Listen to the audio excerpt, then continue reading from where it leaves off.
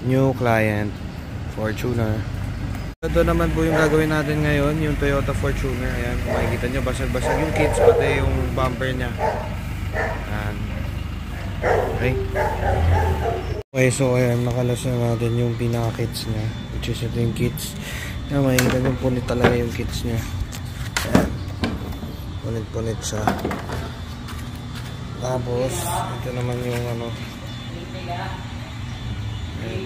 butas, tapos na yung dapat yan kanto yung ano nya. So ayan, nidikit na natin. So nilagyan natin ng metal dito sa likod para magkabit yung ano. Kasi grabe yung punit niya, pero iba yung pagka-plastic na ito dito, ABS. So na ma-repair natin na maayos. Manipis kasi. So ayan, ninita naman natin ngayon yung bumper na ito. Ayan, grabe yung lukot.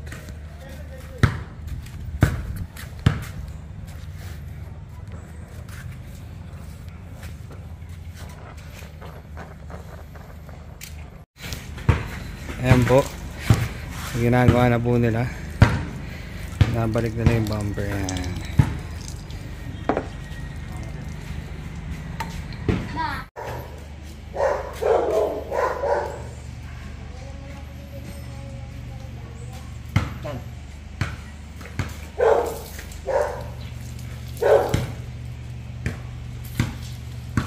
Okay, ayan, natakpan na natin yung butas niya.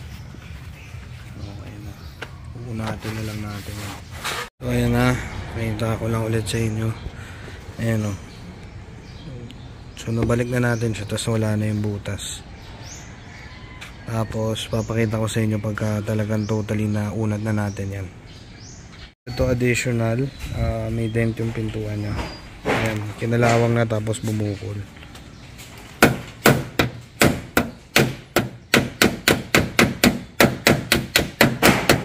So ito naman yung kits niya. Ayan, kung makikita nyo, laki ng mga biyak ko. So ayan, didikit natin yan. Hindi tayo nagtatahi, mas maganda yung ganito kaysa sa tahi. Kung makikita yun, yung luluto natin, tapos tinaniman natin ng ano yan, lata para hindi siya kagad mabiyak ulit.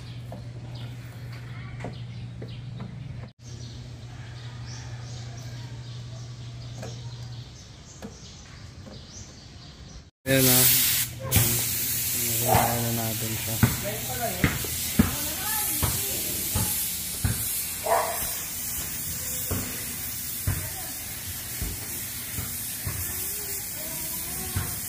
Ayan, special yung masilya na gamit natin dyan. No bleeding. Ayan na yung ano natin. Ayan yung bumper, parang wala na nangyari. Okay. So again, quality materials ang ginagamit natin. Vanitec Auto Restoration. Dito lang tayo sa may Nova Ditches. Mamaya pwede natin tukulayan. Tapos pakita ko sa inyo yung pinaka-finished product. So ayan, kinukulayan na natin siya. Ayan o. Kinukulayan na natin ngayon yung bumper. Ayan, parang wala nangyari. Balik ulit o. Bubugaan na rin natin ngayon yung pintuan nito.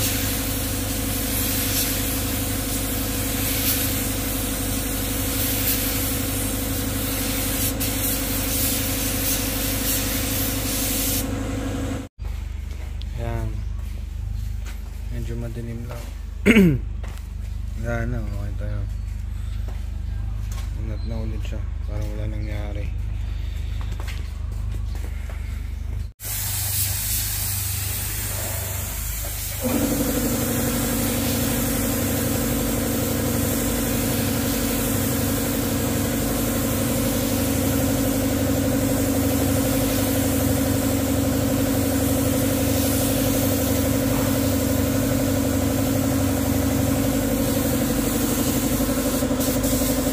Ayan, na-top coat na natin ito. Pero kulang pa yan. Tsaka itong pintuan. So again, ayan, kung makikita nyo, miss coat pa lang yan. Kaya ganyan pa siya. Mapakita ko sa inyo yung pinaka-finished product. So sa mga nagtatanong dyan, pass po tayo sa mga Tico 1.5 per panel. Kasi quality materials yung ginagamit namin dyan. Hindi Hindi tayo gumagamit ng mga China products or mga acrylic automotive paint.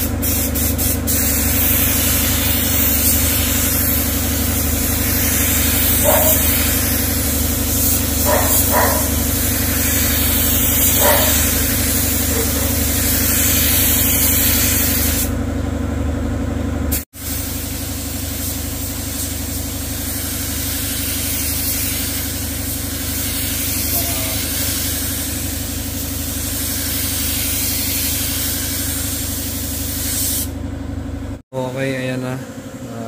Medyo patapos na itong pintuan na to. So, nandito yung dati niyang tama.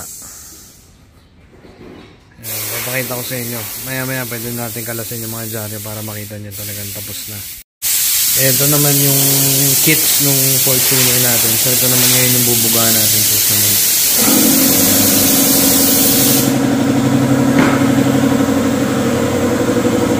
So, ayan o, makikita nyo, diba nandito yung mahabang crack. Putol na talaga to eh. Bali na yan. Tsaka yun nandito. Pingas na siya. So ngayon, kakabit na siya para walang nangyari. Ano yung pinaka-kits niya. Napinturahan na natin. Yung naka-dyaryo, inuna muna natin yung itim niya. Tapos ayan. Wala na siyang punit. So bubuuin na lang natin siya. So ayan na mga boss, natapos na natin itong Fortuner. Ayan, kung makikita nyo, parang wala na nangyari.